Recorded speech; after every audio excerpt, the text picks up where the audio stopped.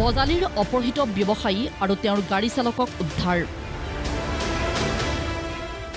দুই অপহৰণকাৰীকো গ্ৰেপ্তাৰ আৰক্ষীৰ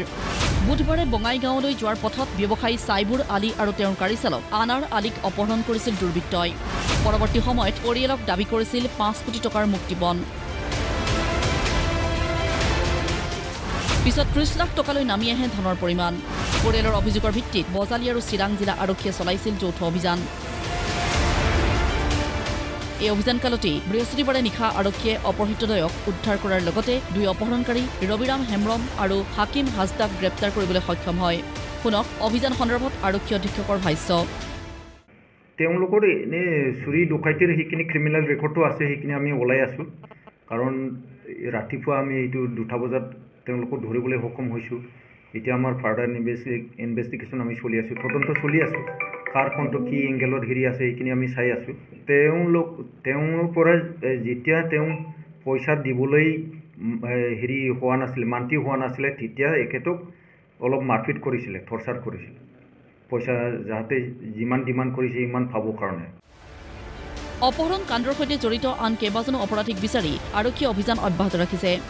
ইফালে নগৰবেৰাৰ জামনাইত শিশু অপহৰণত জড়িত যুৱকক কৰায়ত্ব কৰি আৰক্ষীক গতাই দিলে ৰাইজে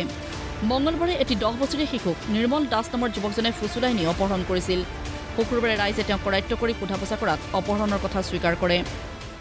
হয় লৈছো দুদিনমান হ'ল তাক ফুৰিবলৈ আৰু কামৰ কাৰণে লৈ গৈছোঁ মই তাক ইয়ত তুলি দিছোঁ ৰেল ষ্টেচনত পণ্ডল বজাৰ ৰাতিপুৱা 5টা কায়ো নাই